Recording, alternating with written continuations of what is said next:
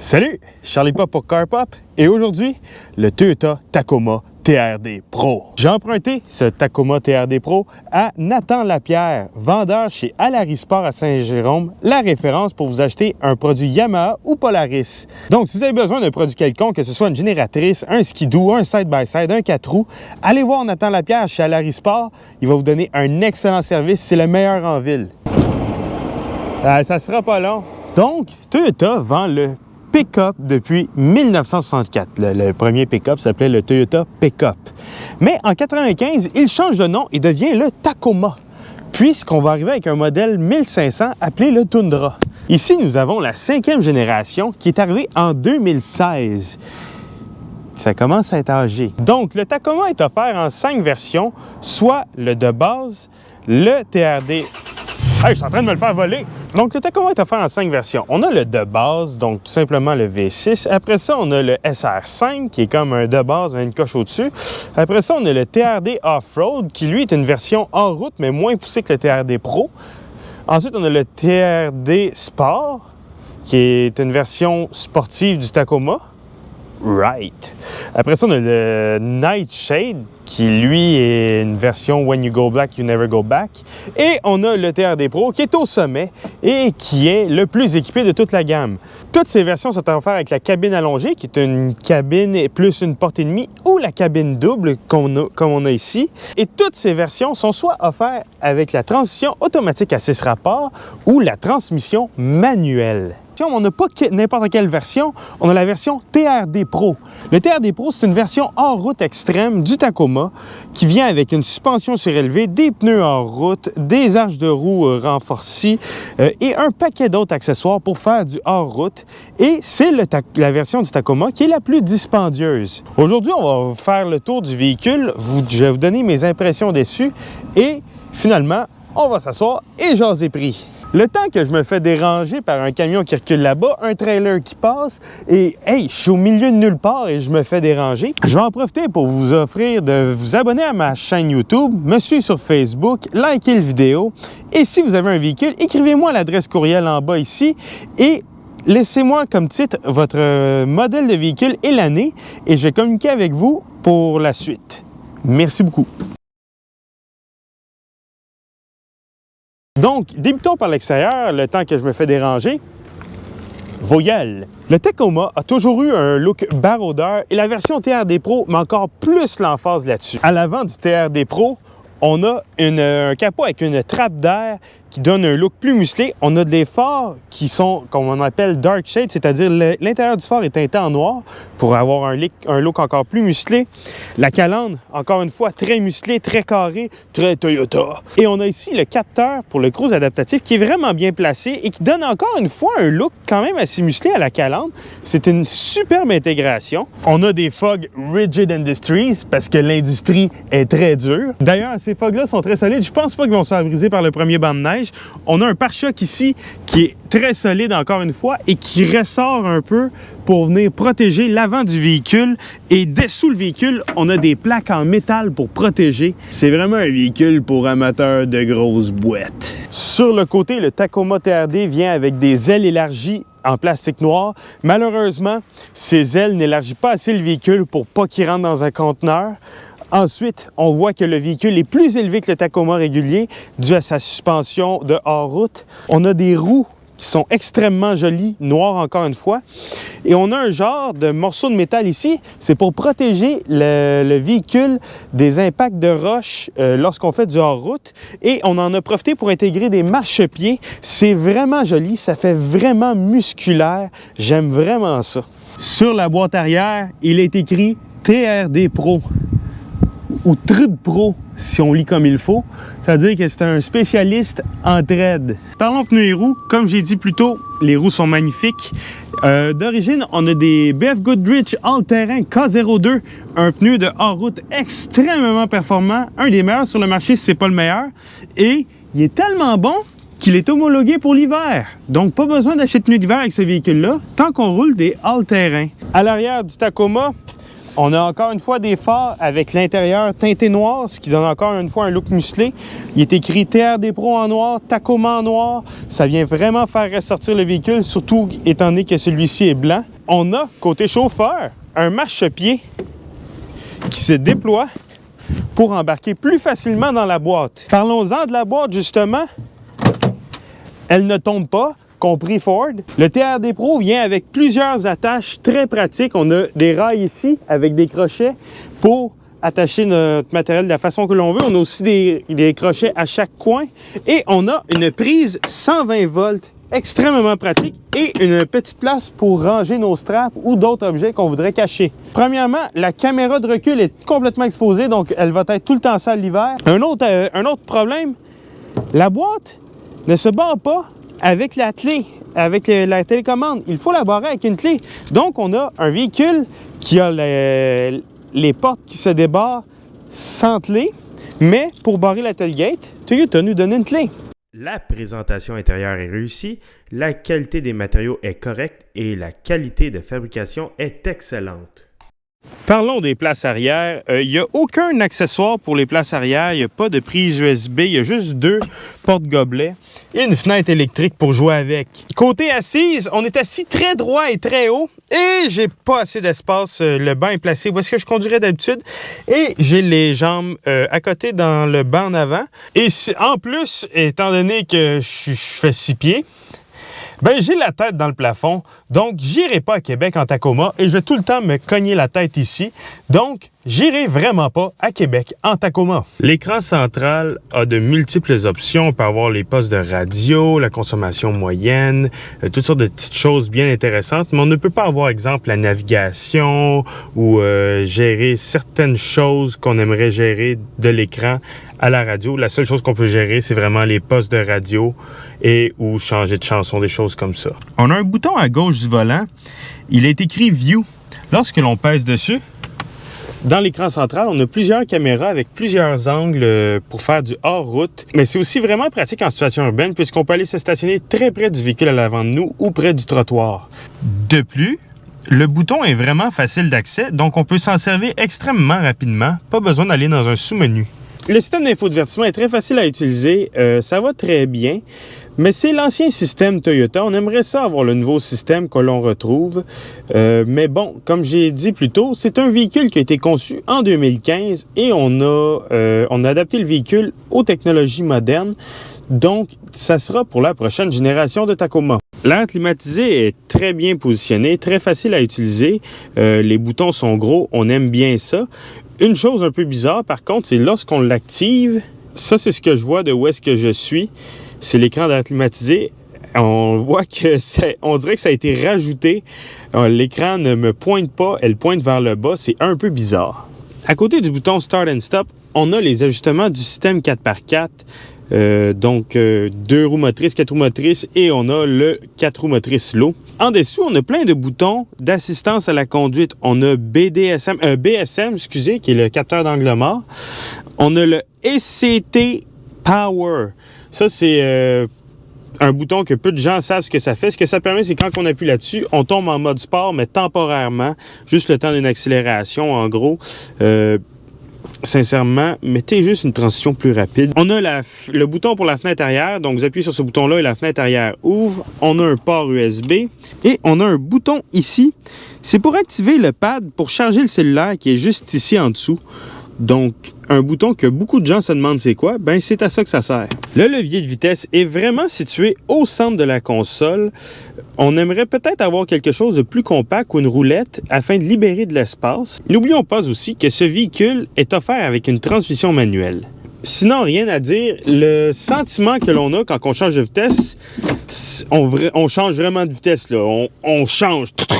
C'est vraiment agréable.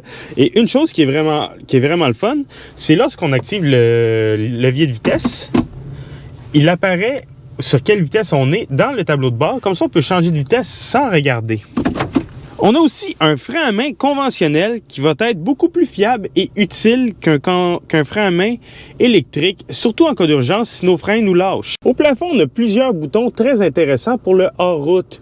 On a le bouton MTS qui signifie maladie transmise sexuellement et pour nous l'expliquer, on a un camion qui roule sur des montagnes rugueuses. C'est les effets des MTS. Les enfants, protégez-vous. Sérieusement, le bouton MTS, c'est des modes de conduite hors route et on pèse dessus pour l'activer et ensuite on met le catelot et on joue avec ça ici pour choisir quel mode de conduite qu'on veut et le niveau d'agressivité du système. À côté, on a le mode crawl. Le mode crawl, c'est un genre de cruise control pour faire du hors-route. Donc, ça maintient le véhicule à une vitesse, exemple, de 2 km/h pour franchir des obstacles. Donc, tout ce que vous avez à faire, c'est conduire durant que le véhicule gère la vitesse. Et juste au-dessus, on a un bouton pour barrer le différentiel arrière. Ça, c'est quand on est vraiment pris, on utilise ça, ça permet de se déprendre et c'est vraiment pratique. À droite de ce bouton-là, on a les boutons pour le toit ouvrant et on a aussi un bouton SOS. Ça, c'est quand on est vraiment pogné dans le bois. Sous le capot du Tacoma, on trouve un V6 3.5 de 270 chevaux, 264 livres-pieds de coupe. Il est relié à soit une transmission automatique 6 vitesses ou une manuelle à 6 vitesses. Arrêtez de me déranger. Ici, on a une modification Toyota. On a l'entrée d'air TRD qui est dans le fond une entrée d'air plus performante qui vient affecter le son. Ça fait vraiment une différence côté son. Vous allez l'entendre dans l'essai routier. Le son est vraiment cool. Ce moteur-là est indestructible. Certains disent que c'est pas aussi fiable que l'ancien 4 litres. On verra avec le temps, mais je suis pas inquiet pour la fiabilité du véhicule. En fait, c'est une des raisons pourquoi il est autant volé, c'est qu'on le vole et on l'envoie dans des pays en développement, puisque c'est des véhicules qui sont tellement conçus solides qu'on peut les brasser à travers le désert du Sahara, puis il ne se passera rien, il n'y a rien qui va briser. Et c'est ce qui fait, entre autres, la fameuse réputation du Tacoma, sa fiabilité et sa durabilité, qui a été démontrée à plusieurs reprises dans des vidéos. Je pense, entre autres, à Top Gear qui a essayé d'en briser un et qui n'y arrivait pas, ou Winston Diesel récemment qui a essayé d'en briser un et c'était encore plus n'importe quoi de Top Gear. En tout cas, c'est vraiment solide comme véhicule. On a une suspension indépendante, multibras à l'avant et un essieu rigide à l'arrière avec des lames. La différence avec le TRD Pro, c'est la suspension qui est plus élevée et les bras de suspension qui sont renforcés. Je vous montre ça à l'instant. Regardez-moi ça. On a un ressort rouge avec des bras de suspension en aluminium de type billet. C'est de l'aluminium qui a été machiné à partir d'un gros morceau. C'est une technique qu'on utilise en aéronautique et ça fait vraiment une suspension beaucoup plus solide que celle d'origine qui est en acier. D'ailleurs, parlant de suspension, on a une suspension Fox à l'avant et en arrière. Question d'avoir, comme je le disais plus tôt, plus de débattement, mais aussi plus de solidité. Conduire le Tacoma TRD Pro. Bon, premièrement, parlons de la visibilité. La visibilité est bonne. C'est pas la meilleure du segment par contre, mais elle est correcte. Par contre, le capot sur le TRD Pro a une bosse devant, comme je vous ai montré, et ça nuit un peu à la visibilité. On ne sait pas où le pare-choc avant finit. Il faut vraiment regarder sur le coin de l'avant pour voir où ça se termine. L'insonorisation est correcte. On a des véhicules mieux insonorisés dans la catégorie. Je pense au Nissan Frontier et au Ford Ranger. Ici, côté bruit des véhicules autour et bruit extérieur, ça va. Le moteur est un peu bruyant. L'entrée d'air TRD ne doit pas aider non plus à ça, puisqu'elle est moins restrictive. Les accélérations pour la vie de tous les jours, il n'y a aucun problème, ça va très bien. C'est un véhicule qui se déplace sans effort, on n'aura pas de misère à suivre le trafic. Par contre, pour les reprises, quand on y en demande, si on n'est pas en mode sport et qu'on le met le pied au fond comme là, écoutez bien le délai de transmission, j'appuie là. Ça a pris un certain temps. Maintenant, on est récompensé par le son d'une Lotus Evora. C'est très agréable. Vraiment, l'entrée d'air TRD, si vous êtes un gars de char, vous allez aimer ça. Sinon, les reprises sont lentes. Il faut vraiment se mettre en mode sport si on veut que la transition réagisse rapidement. J'ai pas pu l'essayer en remorquage aussi. La transition doit être plus rapide aussi en remorquage. Ça doit ressembler au mode sport. Il y a un petit je ne sais quoi rustique à la conduite Tacoma, surtout le TRD Pro, qui va rejoindre beaucoup d'acheteurs, surtout des enthousiasmes de conduite. La position de conduite est un peu spéciale. On est assis comme dans une voiture, mais pas comme dans une voiture. On est un peu plus haut qu'une voiture. On est assis comme dans une Subaru Impreza moderne, pas les vieilles, les nouvelles. On est vraiment assis comme semi-haut, semi-bas. Et je sais que certaines versions du Tacoma n'ont pas les sièges ajustables en hauteur, ce qui fait que certaines personnes vont avoir la tête dans le plafond. C'est quelque chose qui est à surveiller lorsque vous achetez votre Tacoma. Si vous êtes quelqu'un qui a un grand torse, prenez les sièges réglables, sinon vous ne fitterez pas dans votre camion. La tenue de route, ben ça se comporte comme un camion. Il n'y a rien de sportif là. Vous achetez pas ça pour ça de toute façon. Surtout pas le TRD Pro. Dans le TRD Pro, la suspension est très confortable. Elle absorbe très bien les bosses. On sent très peu les imperfections de la route, ce qui me surprend beaucoup. Par contre, j'ai eu l'occasion de faire un tour dans le TRD Off-Road, qui est la version une coche en dessous pour le hors-route, avec la cabine double. Et ça brassait beaucoup plus que celui-ci. C'était plus raide. C'était pas inconfortable encore une fois, mais c'était plus raide que ça. La direction, j'ai des beaux mots à dire sur la direction. C'est pas la plus précise, mais c'est une direction qui communique beaucoup avec le conducteur. On sent toutes les imperfections de la route, c'est pas désagréable. Ça faisait longtemps que j'avais pas eu une direction communicative entre les mains. C'est excessivement rare de nos jours puisque le 3/4 des véhicules ont des directions électriques. En gros, le Tacoma, c'est pas la conduite la plus moderne du segment, mais c'est une conduite qui est très agréable et à cause de son petit côté rustique, ça va rejoindre beaucoup de gens et des voleurs. Ouais. Donc, parlons prix avec le Tacoma. Commençons par les versions de base. Tous les Tacoma viennent de base avec le V6 et le système de rouage 4 roues motrices, le 4x4 dans le fond. Donc, tous les Tacoma sont équipés, comme à peu près tout le monde le veut en partant, côté mécanique. Le de base vient avec la cabine double et la boîte de 6 pieds, ce qui est déjà très intéressant. Et on vient avec des sièges chauffants, le cruise adaptatif, le détecteur d'angle mort, le tout pour moins de 41 000 $. Il n'y a aucun pick-up dans la catégorie des camionnettes intermédiaires qui peut égaler ça en termes de prix.